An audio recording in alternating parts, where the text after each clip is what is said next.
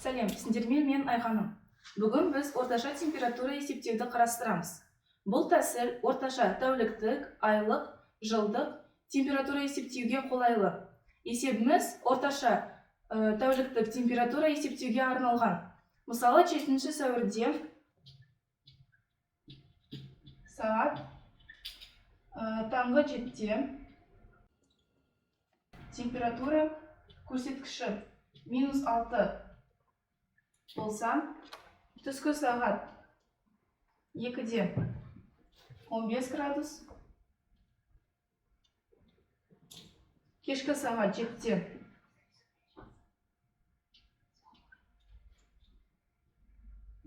6 градус болса, түнгі сағат 2-де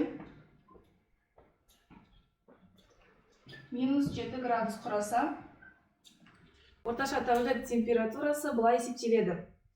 Формула бойынша біз температура көрсеткіштерін қосып алып, көрсеткіштер санына бөлеміз. Яғни, шешуі -6 қосамыз 15, қосамыз 6-ға, қосамыз -7-ге. Тең бізде болады 8.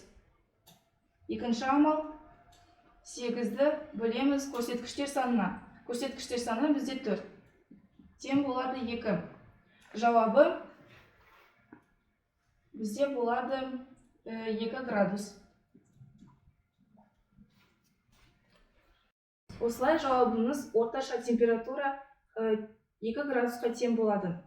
Осы тақырып сендерге пайдалы болатынына сенемін.